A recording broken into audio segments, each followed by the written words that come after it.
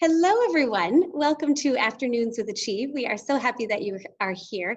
We have a very special lineup of people joining us today, and we have our planner perspective, what planners need now more than ever.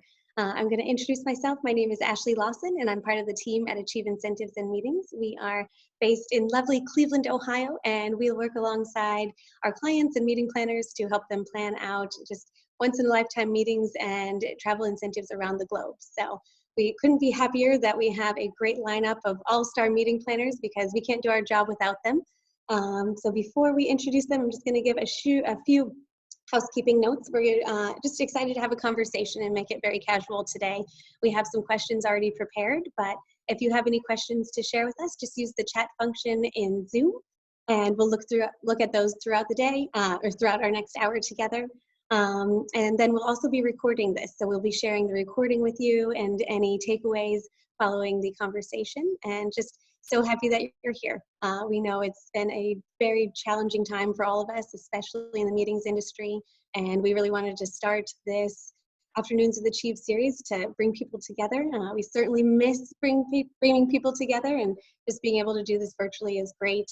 Wanting to share resources and tools with our partners to just continue to help us thrive. And we know we're going to get through this one day, and we're going to be much more prepared because we've got a lot of great insights and tools through these sessions together. So thanks for being here.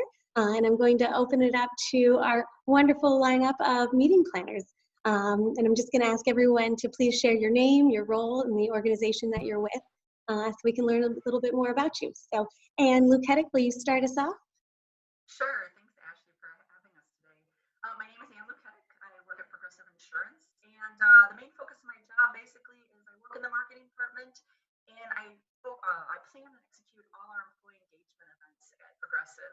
We have 42,000 employees, most working virtually right now, and whenever we hit a milestone, etc., it's my job to engage them both physically at our couple locations and or virtually.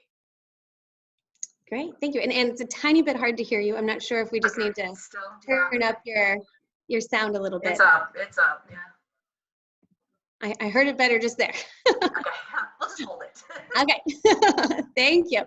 And Danielle Zinn, can you share a little bit about yourself and your organization? Sure. My name's Danielle Zinn, and I have been working with the Riverside Company for over a dozen years now.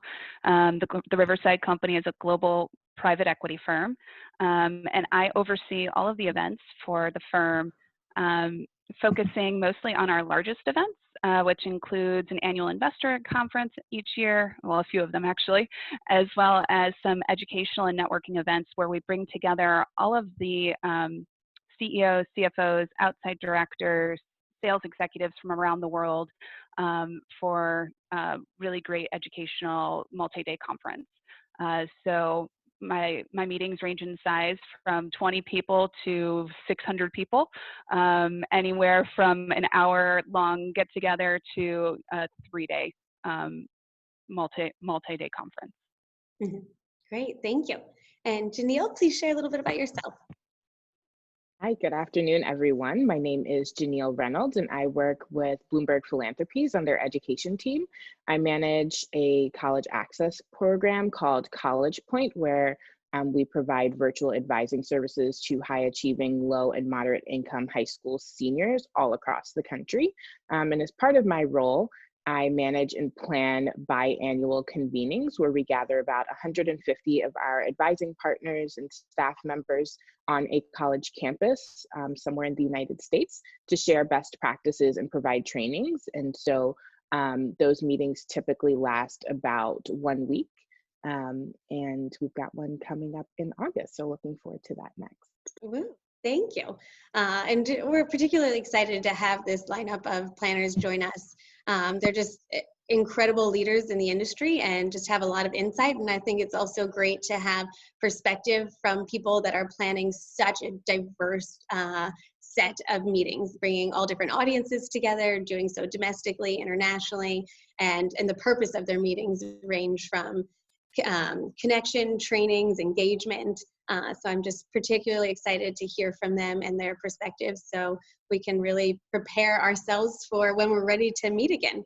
So I'm going to kick off some questions here, but again, we really want this to be interactive and want our audience engaged. So any questions that you have, I'll be checking the chat function. So please let us know what you're curious about, and we'll try to get to all of the questions that you have. So I'm just going to kick things off with you, Anne. What has changed most in your world? I know everything has changed, but what has changed most particularly in your world, and what are you doing now that you might not have been doing before? Sure, thanks. So basically, I went from 100% event planning. We were working on opening day for the Cleveland Indians, which was last Thursday, and unfortunately, that got canceled within a couple weeks of it happening. So I turned over to become a communications specialist. Normally, I'm part of our internal communications team, which works within marketing in Progressive. However, these past few weeks, instead of being focused on project plans and planning documents, etc., I've been working around communications plans, trying to get as much information around COVID and working from home and employee engagement to our workforce. Mm-hmm. Yeah. And I just want to say again, I don't know if anybody else is having trouble hearing, and I'm not sure if it's your headset or something else. I can hear little pieces of you. Okay, I apologize. I don't know. And maybe it's just when you talk a little bit louder, it's easier to hear. And I hate. I switched to my laptop. Okay. Is that better? Yeah, I think that's better. Okay. Would you mind sharing what you said again? Sure. No. I apologize. I'm not sure why. Maybe I overused my headset finally. So yeah. So what's? I think you were talking about communication. So we're just. Yeah. So basically, what happened is I went from 100% planning events. So we had opening day for the Cleveland Indians on the 25th or 26th of March, and that got canceled. So then my job changed over to a communications specialist at Progressive. I normally sit on the internal communications team. It's our job to run our intranet, et cetera, at the company. However, I've been more focused on, instead of doing planning documents and project plans, I've been doing communications plans and just trying to, the whole team has been working on getting information around COVID and working from home and different things to our workforce. Yeah. Well, thank you for sharing that. As a native Clevelander, I was very bummed about I know. your big event, and I know how much time you had put into the opening day festivities for all of your employees. But I know there will be many more events to come for you. Yes. And Janelle and Danielle, certainly want to hear from you if you have anything else to add around what has changed in your role and anything that you're doing now that you weren't doing before, or vice versa. I'm happy to kick it off. So as far as lots changing, and I think we're reevaluating our pipeline for our events. I mean, everybody knows we're kind of shutting things down for the next couple months, and there's lots of rescheduling, postponing, cancellations, reconsidering things being virtual, et cetera, hence today's meeting. And so with that, I find that we are looking a lot further out in our pipeline, and things that we can start working on now, we are. We didn't have the luxury to start contracting out for, some 22 and 23 programs, and now we are. So that's good, hopefully, for, all the hoteliers on the line, et cetera. And then I think in addition to that, one thing that's really changed a lot for us is when we are talking about those contracts, we're taking a much harder look at the force majeure. We're taking a harder look at cancellation policies, and just looking for our partners to have, more flexibility. I think we're all just in a position where we don't know what's going to happen, and we're looking for, good partners out there to help us get through it together. And we want to continue with this business, and we know that we'll get over this eventually, and looking forward to being on the other side of this soon. Right. Absolutely. And I think from a chief standpoint, we have been working with all of our clients' lawyers and our lawyers to try to protect everyone as much as possible, and making sure that those force majeure clauses are protecting our clients, and also being mindful of our hotel partners as well, because as a third party, we're in the middle, and we've got to be a good partner to everyone. So absolutely, it's something we are all thinking of top of mind on the legal stance. Thank you for sharing. I'm going to kick things over to Janelle now. Janelle, I know you've been managing a lot of different convenings and thinking through whether to just how to position them now that we're in this new landscape. What are you looking at differently with your work now that we have experienced this disruption? Yeah, absolutely. I'll say that a lot of my day-to-day work still feels somewhat similar, given that our initiative is virtual. All of our advisors are advising their students virtually, and our partner organizations are based all across the United States. So I'm used to connecting with folks on video conferences on a regular basis. But some things that have shifted for us are really thinking about how we can bring the in-person convenings that we typically have into a virtual space. And typically we really love hosting events in person because so much of our work is virtual. It's really nice to have those in-person connections, but now we're really reconsidering what does it look like to kick off our program year and host a convening that's a training and a best practice sharing for folks in a virtual setting, and what platforms are best. I think in terms of timing, we're also looking ahead, but knowing that we have an event coming up in the next couple of months, figuring out how to make that as successful as possible in a virtual format in the event that we're not able to come together in person. Yeah, absolutely. And just those technology platforms, there's so many to consider. So what is best for your audience, and thinking through, breakouts and getting people connected. And I know we've been wanting to use the whiteboard function more as we are trying to have brainstorming conversations on Zoom and on Microsoft Teams. Also, for those of you listening, we've got a conversation with Pete Hansberger with Culture Shock tomorrow, and he'll be sharing just tips on how to better connect your audiences in virtual meetings. And he'll share a little bit more on, as we look forward, as we look ahead for events that we are bringing lots and lots of people together, how we can still be building connection in a virtual way for them. So I'm excited to hear his thoughts as well. Danielle, I'm going to lean on you up with this question. In the midst of you planning a huge meeting and conference this spring, as we're kind of figuring out what to do with our meetings, do you have any lessons learned on how you've had to respond to changes as you are rescheduling everything, and just how partners have supported you in that effort? Oh, I feel like that's a big question. So yeah, as Ashley alluded to, I did have a program that was scheduled to be in Orlando 2 weeks ago, and we had to cancel it and swiftly transition into a virtual program. And I feel like there were a lot of lessons learned from that, and a lot of opportunities that came out of that as well. So working with a variety of different partners, vendors, there were some really great things that came out of it, as far as people being really understanding and like proactively offering discounts or offering to just, charge us the hard costs that they incurred without us even having to ask for that, that's a lifetime impression right there. And I think that's one of those big takeaways, that everybody on the line today has the opportunity to make lifetime impressions on their partners that they're working with. Like, this is like the hard times are what instill like these great bonds between people.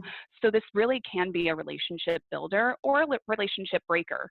And I think that's something to really keep in mind, that we all want to be good partners. We all want to put on these great events together, and how can we work best together? And I feel like I've been fortunate enough that everybody that I've worked with has been really great and really understanding about what we're all going through, and working together to make the best of it. Absolutely. And I love what you said. This is an opportunity for lifetime impressions. Definitely something that we all need to take into consideration, because our work is possible because of meeting planners and because of the business that you are, putting into our industry. So how can we best support you right now, and just give you the tools that you need to succeed, and be proactive in reaching out, saying, how can we help you? I know at Achieve, I do want to give a big shout out to Royal Caribbean. We have a huge cruise that we're supporting a client with that's in July, and there's just, obviously a lot of unknown, especially in that month. And Royal Caribbean has been offering all kinds of programs like Cruise with Confidence, and just being very proactive in reaching out to us and letting us know how they are helping to be flexible for clients. So it's been wonderful to have such strong partnerships with hotels and cruise lines, DMCs, who are really going that extra mile and helping us with this situation. Obviously, we're all affected, but we're going to be longtime partners. So we're in this together, very much so.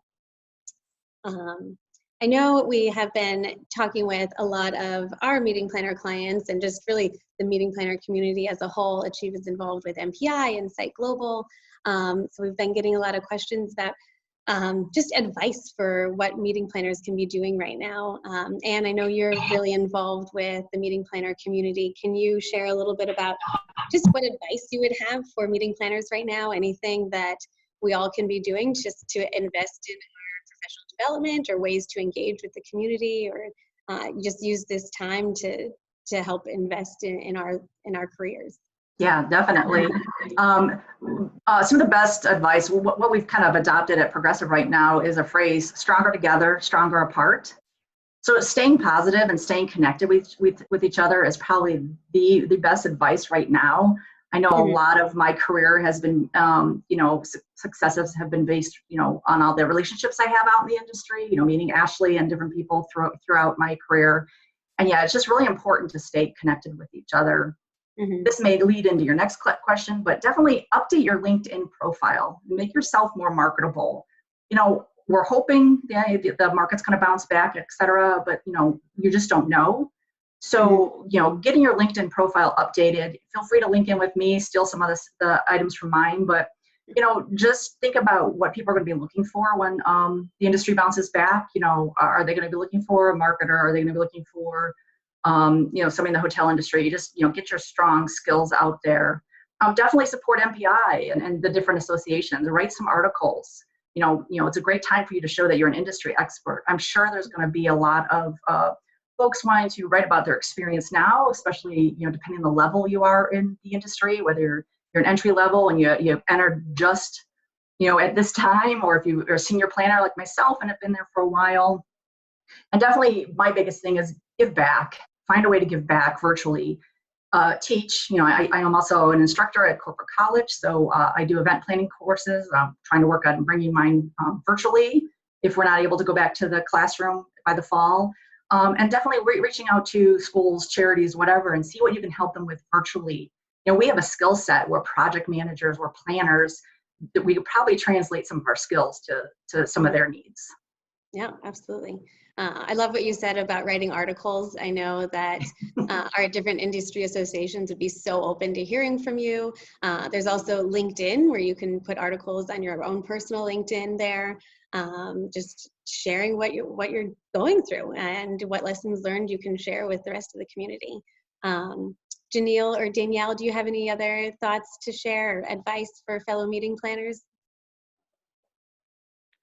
I would share that there's just tons of virtual activities going on right now. I mean, I've never attended so many webinars in my life. And we have many of us right now can consider it a luxury. We have more time on our hands to be, deepening our understanding and our education and all these different things, even reevaluating the tools that you're currently working with and becoming better at all of the things that you already have been working with, just maximizing the time that we have. Yeah.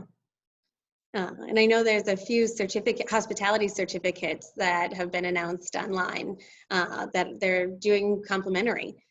So there's a lot of great tools that are free right now. And I know you mentioned how you are transitioning really from being a planner to being a communicator now. There's a great platform, or I don't know if you've heard of StoryBrand, and really how you position your marketing and how you talk about what you offer as a company.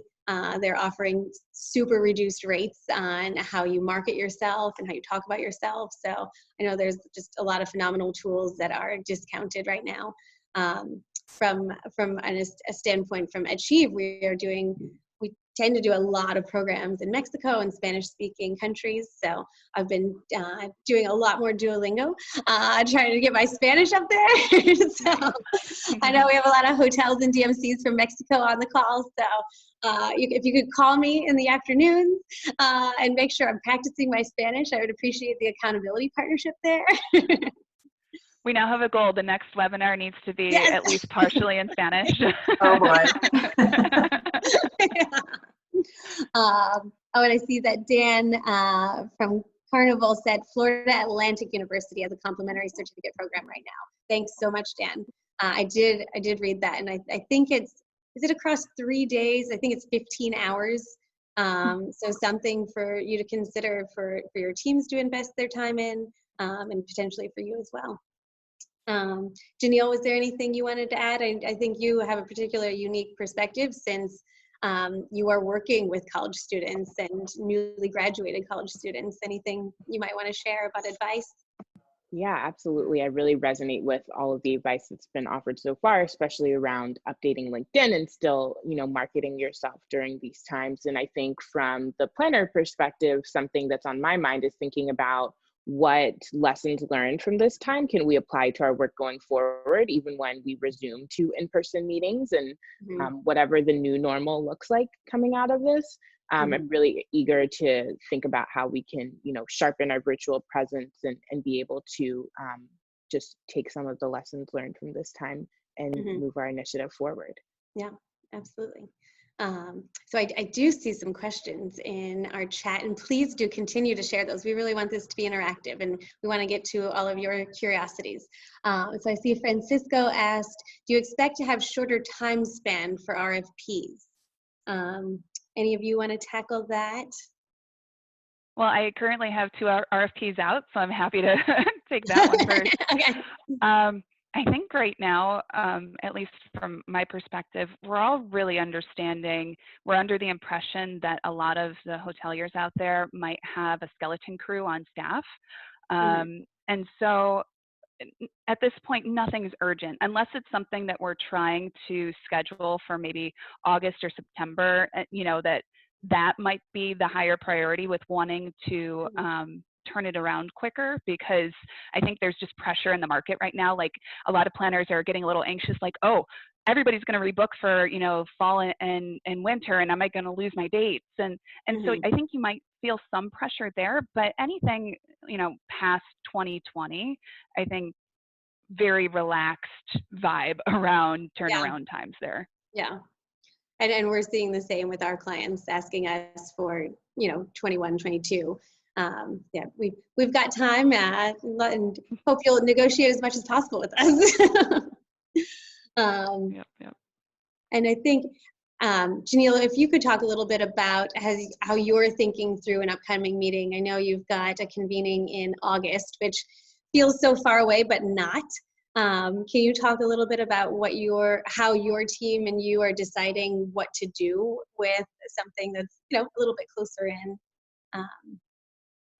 Yeah, absolutely. We have identified a couple of university partners that we'd like to host with, and we're in close communication with them around what the situation is on campus.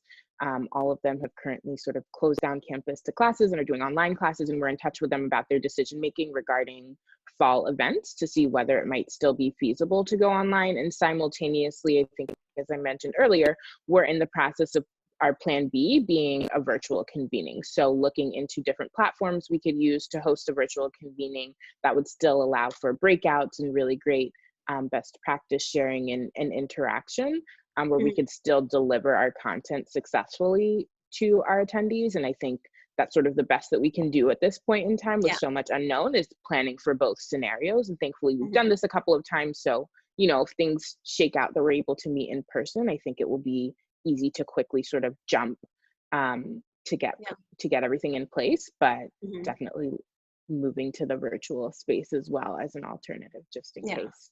Yeah. And I know that you were all ready to have your big opening day event at Progressive Field. Have you been thinking through any plan B or just what you guys will do to try to bring people together again once we can? Sure. Yeah, actually, so we're still waiting for opening day. It will happen as soon as Major League Baseball, lets it happen. Unfortunately, it probably won't happen the same way we wanted because we were actually flying in 250 of our employees from all over the place. So we will hopefully be able to take the flag on the field with our local employees. But that brings up a great point. We are rethinking all of our events going forward. So, how can we involve more people? How can we make them more inclusive? Does it have to be a one site? Can we, we're doing a lot more live streaming on a lot of our events before this all happened. So just trying to figure out how to engage more of our workforce. Again, we're spread across the country. So that's always been a challenge. Okay. Is Flow doing any new content for you? Well, unfortunately, SAG, there's license, the SAG licenses are the Screen Actors Guild. Obviously everything's shut down. Luckily, we filmed a lot of stuff ahead of time, so we have some good commercials and different things going on. But yeah, it is challenging on all parts of our business. Again, we have claims folks and like I said, our commercials and our marketing and HR and our facilities guys and everybody. So everybody's kind of just challenging themselves to do what they can to help move the company along and just keep busy and keep productive. Yeah. I love seeing Anne post some pictures of her and Flow, and it's so fun to see that. On a separate note, one of my favorite events Anne has planned was a goat yoga in the middle of downtown Public Square, yeah. For all of their employees. So she does some really fun, creative ways to engage their teams at Progressive. It is fun, and it goes right back to the whole thing about having a good partner. We started planning that on a Wednesday, and I reached out. I had a great business industry partner in Public Square. I called her up. I said, "Hey, we want to do something in middle of Cleveland. What can we do?" And within 5 days, we were down there activating. So again, that's where staying connected, having those connections. I could never pull that off if I didn't have those connections. Absolutely. So make sure to connect with Anne on LinkedIn and all of our panelists here if they're open to it. So I see we've got a question from Dan.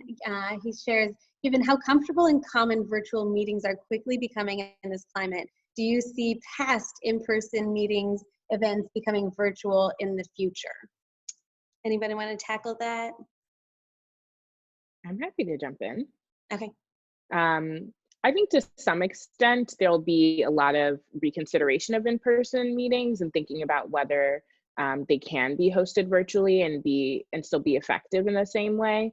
But on the flip side, I think that this whole experience might actually drive us to host more in-person meetings and really seek to value those in-person connections just after having the experience of being physically distant from one another for so long. I think it'll make those in-person connections feel that much more impactful. Yeah, I Danielle? echo that. We're raring to go over here. Like we feel like it truly, like we feel like this is going to be something much needed in our communities, in our, with all of our different partners. And we want to be back in person as soon as we possibly can, while still being safe and being good stewards. And I would say that with how commonplace Zoom has become in the past 2 weeks, that I think everybody's really embracing it, and it will change things, but I think it will supplement in-person conferences. So like right now, one of our annual conferences, we currently also have a virtual option. So we have the in-person, but we also have a live feed that people can join into. And I could see a lot more companies moving forward with that. I mean, if it makes sense for their conference, obviously, something like an incentive. People don't want to watch other people sitting on the beach. They're going to want to be there in person. But I think in general, we'll probably get that addition. So you could see a bump in PSAV and in other, partners from an AV perspective. And just like one little side note with that Zoom, I've had so many Zoom interactions over the past, or any virtual interaction over the past couple weeks here. And I really encourage everybody who's on the line here today to embrace it. Turn on your video. Don't just have it as a phone call, because it's a game changer. Like to be able to see the person, read their body language, And I think people, prior to all this were really hesitant to do that, but now it's becoming more commonplace, and it really does bond people together a lot more. And again, it's another way to make a great connection that you normally wouldn't have made. Yeah. There's a common theme here, right? Connections. Yeah. Yes. Yeah. Yeah. On the flip side of that question, though, Ashley, I'm excited that, well, I shouldn't say excited. This has helped me a lot. Again, 42,000 employees across the United States, and we can't shut down business to celebrate a milestone. So I've always been challenged on bandwidth and different things and technology to engage everybody. And now this is kind of fast tracked a lot of those discussions. So. Absolutely. We have a question from the audience. Catherine asked, I'm new to Zoom. What are good resources to become better at it? And this call is great. Thank you. Thank you, Catherine. Do you three have any suggestions about Zoom? We one thing I did want to note, on our first Afternoons with the Chief on Monday, we had Ryan Mayer with us, and he's a sales professional or a sales leader with a keynote speaking company.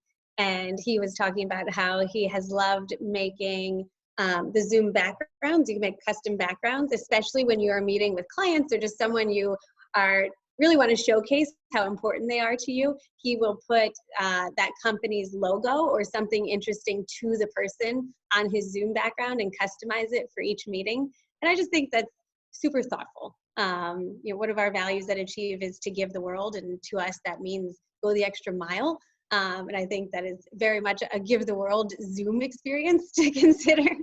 But so I loved that tip that he had. But do you guys have any thoughts on tips for Zoom, as for anybody who's new to it, or as you are trying to transition some of your team members to using Zoom or other virtual meeting platforms? We're actually creating a Zoom background for us to start using. Okay. So that'll be nice. Okay, good. And I found that the breakout room feature is really effective for us, especially when we're having meetings with larger groups of people and want to still allow for that smaller group conversation. And I think the Zoom website is super helpful with tutorials that are very clear for any beginner as to how to sort of get up and running with the platform. Yeah, and I would just say practice with a friend. I mean, get somebody else, whether it's, your significant other, friend, coworker, whatever, and just play around with it. There are a lot of things. There's a beauty filter. Everybody needs to know about it. Wait, what? There is, see? Where? I set mine up a while ago. I don't know off the top of my head, but it's a thing. Yeah, it's a writing thing. that down. So, I mean, you can set up all of your default settings. So if you want your audio to come on right away, your video to come on right away, I see the comment, a beauty filter. It's not called a beauty filter, but there's something else. I'll have to look it up. Okay. But there's something that's like smoothing or teeth whitening. That's why I look gorgeous right now. You always look gorgeous. So, like just play around with it. There's tons of fun settings in there. And especially, unfortunately, I'm not really advocating for it right now. I don't have any of my fun backgrounds up, but you can really have fun with those virtual backgrounds as well. They are good. I recommend if anybody's going for their CMM, which I recently went through last year, you're going to need Zoom a lot for your final presentations. So you're going to be presenting within the 15 weeks of doing that course. So definitely get familiar with it. And I know we have a number of meeting planners in our audience. Can you share a little bit more about the certification of the CMM and the CMP, since I know you have both? Sure. Yeah, the CMP is, I got that many years ago, but the CMP is basically the logistical certification. So basically it's an online test. I think there's 350 questions. They give you a couple hours to take it. There's now testing. I think it's virtual now, all the testing. After all this, I'm sure it is. But it does definitely test you on all the logistical stuff, more of the project, not the project management side, but just more of the details, the things you need to know, what's a legal light, how many feet should your chairs be from the screen, etc. Whereas the CMM, I call it the Masters in Meeting certification for myself. It's basically, it's set up like a master's program, like at the Wharton School, etc., where it's 15 weeks, and you go to Indianapolis for a week and do a week of in-person classes. And then the next 13 weeks or so, or 14 weeks or so, you write several papers. You need to give a final paper on a subject that's been approved by your professors. It's reviewed by a board. So it's challenging. It's very intense, but it's definitely worth it. The CMP, you recertify every 5 years. And so you have to prove that you've been active in the industry. You teach, you write articles, write articles for MPI. You take webinars, you earn your CEU credits, where the CMM is a lifetime certification. I will not have to go through that again. And it was, you just recently got that, right? Last year. Yeah, last year, yeah. Okay. I have a question from maybe from a vendor perspective. Do you find it helpful that when you are working with vendors like hotels or DMCs, AV companies, if somebody there has a CMP or a CMM, do you find it helpful just to better connect with someone that has those certifications, or do you think those are really just geared towards kind of the meeting planner professional? I definitely think it's meeting planner professional. I know, don't hate me, MPI and CIC, but a lot on the hotel side, yes. I mean, they understand the logistics and things we're going through on our side of it, et cetera. Mm-hmm. But when I work with my audiovisual company, et cetera, I don't expect them to have it. I expect them to be certified and knowledgeable in their industry. Okay. I was just curious about that. I see that, Danielle, thank you. So settings, video, touch up my appearance. Okay. Mm-hmm. All future afternoons of the Chief. My beauty the game changer. Yes. And audience, please continue sharing your questions. These are great. One question I had actually stems from a conversation we had on Tuesday. We had a sales coach and trainer talk with us just about how to continue being a positive mentor and leader to your teams. And the idea of tone came up, since there's so many emails now. Like, yes, we have a lot of virtual meetings, but now we're just inundated with emails. And since I know we have a lot of partners on this call who are coming from hotels, DMCs, audiovisual companies, fellow third parties, cruise lines, as you are getting outreach from partners and vendors, obviously tone is important in an email. We all know this is a really tough time for us. And also people are very weary about this as a sales environment because everyone wants to be empathetic and kind in their outreach. But do you have any advice in this new landscape and how vendors can be reaching out to you, and just like what tone to approach emails with, or I guess just kind of that touchy-feely, like how do you want to be communicated with? Do you want us to, ask how, just how you've been? Like, what is the best way to communicate with empathy through email? Sorry, was that for me? My internet was dropping in and out. I guess for all of you, if you want to share that. No, I could start. I think in general, just being proactive it's a beautiful thing. So please do reach out to us. Let us know what's going on. We want to know that you're healthy and safe. We want to know the state of the property, the state of your business, etc. Again, part of me is not reaching out to people at this time because I'm like, I don't know where they're at, and I don't want to, clog up their inbox if there's other things that they need to be focusing on. Yeah. But in general, to be proactive and let me know what your plans are. If you're in New York and you're a hotel, is your hotel being used for hospital staff, for doctors coming in? If it is, great, thank you for supporting. I also then want to know, like, how are you going to be sanitizing your rooms? And so, all of those things, and especially if you had like construction going on, what's going on with that? Is it considered part of the general infrastructure and they're still moving forward with it? Has it stopped? How does that impact the plan for everything? So I think there's a lot to talk about, and the more communication, the better, because I just want to know what's going on. Yeah. And I think that's just such an important point for us all to recognize. The more communication, the better, and being proactive and just sharing whatever is going on with your property, your cruise, your transportation, your company, just to be proactive in sharing that with your clients. and even the sincerity. So, just, you don't have to reach out to everyone. I'm with Danielle where I'm not reaching out to everybody because I don't know what place they're in. I do appreciate the updates from my hotel partners, et cetera. It's been wonderful.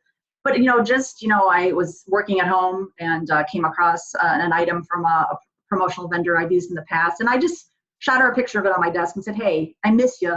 We haven't talked in a while. Just reconnect. And I think finding those little touch points, those sincere touch points, makes a difference. Yeah, absolutely. Janelle, anything you would add to that? I was just going to say I echo everything that Anne and Danielle have shared. Absolutely, 100%. Okay. And I do want to give a shout out to, yesterday we had a yoga class with Afternoons with the Chief, and all three of our planners were on. So I was so happy that they were able to join us. And I think just as we think about how to best support our partners, it's just how can you think to give self-care? And I was so happy that Jackie, who is our yoga instructor yesterday, was able to share an hour with us. And this is also a plug that Danielle will be sharing yoga class with us next Wednesday at 1 o'clock for Afternoons with the Chief. So we all need to be taking care of ourselves because we've got a lot of work to take care of. So we hope that you'll join us. Okay, well, I think we can wrap up in a few minutes unless there's any more questions from our audience. But I did want to ask all of you, obviously we're living in this virtual world. There's this vagueness around how long that we will be here. But what are you all most looking forward to when we're able to host in-person meetings again? What most excites you about that? What are you looking forward to in bringing people together? Janelle, if you want to start us off with that, I'd love to hear your insight. Absolutely. Like I mentioned earlier, it's always a pleasure to bring our partners together in person, since so much of our work that we do together typically is virtual.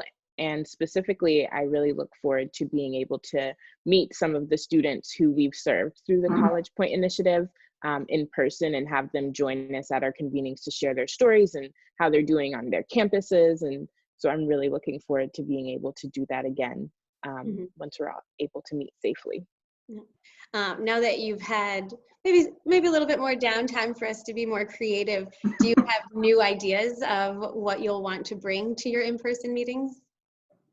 Oh, that's a good question.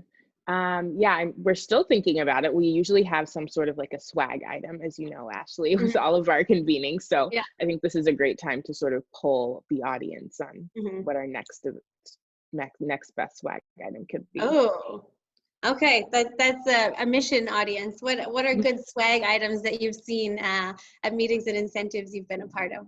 I want to see all your ideas here. Well, I think even beyond the swag too, like what experiences? I think everybody's going to come into our next in-person gathering with a different view than we did, 6 months ago. And how can we really capitalize on that? How can we make it even better than it would have been before? I think there's really a great opportunity to brainstorm and, what are those wow moments and those special touches that are unique to your venues, unique to your product, and how can we really blow those up and make them amazing? Because people are going to be eager to get out and to have some new experiences. So I don't know what that looks like, but everybody who's joined today, again, a mission to you guys to, put your thinking hats on. Yeah. And if any of the hoteliers or partners who are on here want to share some of the wow experiences that you have at your properties or your destinations, please do share that in the chat here so we can see what really cool things that we might not have known about before. Danielle, I was just thinking about what you shared. Do you think the bar is higher now for meeting planners once we meet again? Oh. I don't know. I think in general, people are going to be grateful to get together. But I mean, as a personal bar, we're always setting it higher than the last experience. And I think especially wanting to just be that outlet for folks, to give them a reason to get away, to travel to a different city under great circumstances. Like we're looking forward to that, and we can't wait to give people a great experience. Yeah, absolutely. Hey, Ashley, that's a great question, I guess, for you then is, there's an outcry out there in social media to, make America better, stronger, et cetera, and vacation in the United States, et cetera. What do you think the change will be to the incentive meetings that you're doing? I mean, we're working with all of our clients now in 21 and 22, and there still is a very strong interest in international programs. We do have a lot of clients that will they'll host a domestic program one year and then international the next year. I feel like that pattern will become more common. And also as we are trying to create the wow, create extraordinary out of the ordinary, there's so many untapped places domestically here in the United States that people don't really know about. So I feel like, DMCs and CVBs domestically will be really focused on how do they just like put fireworks not actual fireworks, but just like create those extraordinary experiences domestically. But from our clients across the board, we've still seen a very strong interest for international programs. Great. Yeah, and that might change, but right now that's where we're at. And I think, just in terms of over the past few years, our clients have been, I would say, more adventurous and wanting to go to different destinations that they might not have considered before. Like obviously, Hawaii, Mexico, Caribbean are very, very popular. But we've had a number of programs in Panama lately, and everybody has just been thrilled to be able to experience one of the wonders of the modern world. So really trying to incorporate really unique experiences into the destination like that. So yeah. And I don't know if you got a chance to answer, what are you most looking forward to in bringing people together again as you start hosting your meetings and events again? Well, I'm a hugger. I miss hugs. I'll be honest. Again, echoing Danielle's and Janelle's, ideas, about making it the experience, et cetera. I do miss the networking. So Ashley has given me some great opportunities. I've had some other opportunities to work with Kent State and Bowling Green and some of the students that are taking hospitality. And that's my passion. I love the teaching. I love just talking to the students. And I think I miss that the most because, they're in a tough time as well. They're not even in the market. And I just love their ideas and getting to know them and just talking to them. So I do miss that part of it as well. Yeah. Greg Dickerson, who's an advisor at Bowling Green for their tourism and hospitality major. I love that he always talks about how we are in the experience industry. Yep. I think we often say we're in the meetings industry, but I love that so much more, that we're in the experience industry. I just couldn't agree with it more. And I too am a hugger, so I'll give you and I see Fernando from Hilton asked, he said, thanks for all this great information. What are some don'ts for hoteliers? Any thoughts on what hotels shouldn't be doing right now? So a couple thoughts. Don't be quiet. I think there's a lot, with any organization right now, excuse me, there's a lot of behind closed doors conversations going around of, what should we do? What's the next plan? And as much as you can, please do try to over communicate with us. When are you opening your doors? When, what's going on right now? So don't be quiet. And then I think on top of that, you guys are in a really unique position to be kind of leading the charge of sending messages out to the world of when it is or isn't okay to start meeting again. I know that we're hearing from WHO, the CDC, our governments, et cetera, about when it's acceptable to start meeting and when it's not. And then I think as a secondary to that, it is the hotels, it is the airlines, et cetera. And so I would just say maybe be more cautious than normal. I know everybody's really eager to, start business back up again, and economies depend on it, but lives also depend on it. So I think it's finding that right balance of just being really smart about it and not being eager to open doors if it's not safe yet. Yeah, absolutely. I'm just writing down some notes. Fernando, I hope that answered some ideas for you. And then I see Casimiro with Fiesta Americana asked, we love to do something special for all our medical peeps and doctors, nurses. What can we as an industry do for them Oh, all of this is over, special vacations for them. I love that idea. Pete, during our session tomorrow on the virtual, on how to spice up virtual meetings, he'll be sharing a little bit about different volunteer activities you can be doing with your team. I know there's a nonprofit that they work with nursing homes and hospitals, and you can write letters, and they'll give you names of people and some facts about them or hobbies that they like, and you can be a pen pal with somebody in a nursing home. I thought that was a really special idea. Obviously, I've seen all of the articles about making just care kits, but do you guys have any ideas that you've come across or things that you're implementing in your workplaces? Not only just implementing the workplaces or whatever. So, and it's all first responders as well, including the doctors, nurses, et cetera. I happen to be married to a first responder. So, just know what they're going through.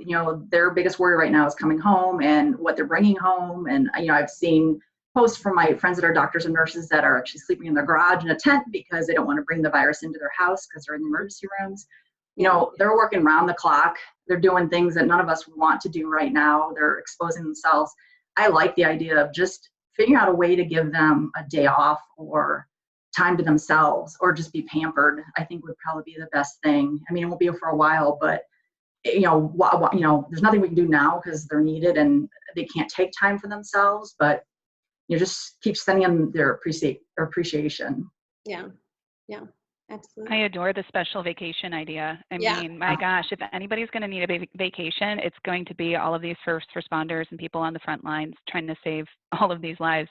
So absolutely, there's not only an opportunity to be a great human being, but a great PR opportunity too. So get on that. Get on that. I did like the one idea from the truckers, the hotels. Right now truckers, they're working 24/7 and they do that normally, but and they stop at a truck stop to shower or a very inexpensive hotel because most truckers their hotel rooms are not paid for. They just get their mileage and their hours and everything. So opening up those hotel rooms, maybe there's a block of rooms you can open to them. Just they have a nicer place to stay than a lower end hotel, etc. Mm-hmm. Absolutely. I love all those ideas. So Casimiro, let us know when we can work with your hotel and help you organize some vacations. But I think we got to most everyone's questions. Thank you all just for sharing your questions with us and helping us for our conversation today. Janelle and Danielle, thank you so much for being here. Your insight and your perspective is not only helpful, but it's refreshing. And we will get through this and we will be stronger and smarter and more strategic when we get through it. So just happy to call all three of you friends and partners, and we are here however you need us. And we'll be sharing this recording following our chat today. So hope you all can share this or share it with anybody else who you think it might be helpful to. And thank you, Anne, for the reminder. Remember, stronger together, stronger apart. Before we close out, do the three of you want to share any last things, lessons learned, fun facts, anything you might want to share before we close out? No, I think we covered a lot. I think we're good. Ashley, thank you for keeping these going. And there's other organizations in Northeast Ohio. I know they're doing different happy hours and different things. I will give a shout out to one of the vendors. I said I wasn't going to do it, but Rock the House has changed their name to Rock the Couch. And they're doing all these virtual, I know, I love it. So they're doing all these virtual events and happy hours and dances and stuff. So, find creative ways to use your talents and and just make it better for the rest of the community. Yeah, absolutely. Martha from Amstar DMC says, thanks for all the information. It's a pleasure to see you virtually. Here in Cancun, they're preparing themselves. They're ready for us to come back. And we are ready too. So one of the traditions we've had with Afternoons with Achieve is that we like to have a little fun at the end when I share about our upcoming session.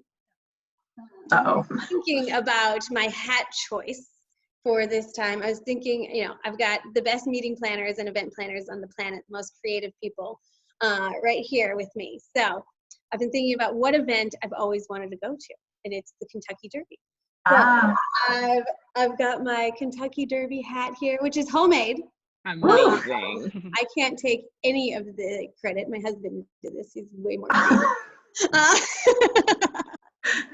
Uh, but it's adorable. It's got all these chicks in here. So I think you should have told us. I would have put mine on. we are just ready for spring in Cleveland. And I know we've got lots of people in beautiful tropical places from around the world joining on this call. So I can't wait to come visit you. And thank you for being here. So tomorrow, our afternoons with Achieve we'll have Pete Hunsberger with Culture Shock. He is just a phenomenal team building facilitator, and he works all over the country. And he has some of the best ideas for you to connect with your teams authentically and virtually. So he'll be sharing tips tomorrow. On Monday, we are super excited to have Carly Ray Fitzgibbons. Her background, she spent 10 years with the Ritz-Carlton Company, and she is now with the JL Bar Ranch Resort and Spa, which is in Sonora, Texas, which is this unbelievable ranch. And she'll be sharing a little bit about how you bring service with a smile in really stressful situations. So really excited to have her insight. And on Tuesday, we have a talk with our GSOs, our global sales officers from Malia. We've got Brandy Ronk with us, Alhi, we have Daniel Lopes coming to join us, and then we have Jennifer Vaselko with Caesars. So excited for a continued rock star lineup of people to share their insights and ideas with you. And then Wednesday, we do hope you'll join for a yoga session with our very own Danielle here. So thank you all for being here. On behalf of our whole community and family at Achieve Incentives and Meetings, we're thinking of you. You're in our heads and our hearts. Please reach out to us however you need us. We are just really proud to partner with everyone who is here and excited to hopefully see more of you on our continued afternoons with Achieve. So have a great rest of the afternoon, and we'll see you soon. Thank you so much, Ashley. Thank you. Thank you. Thanks all. Thanks, Ashley. Thank you.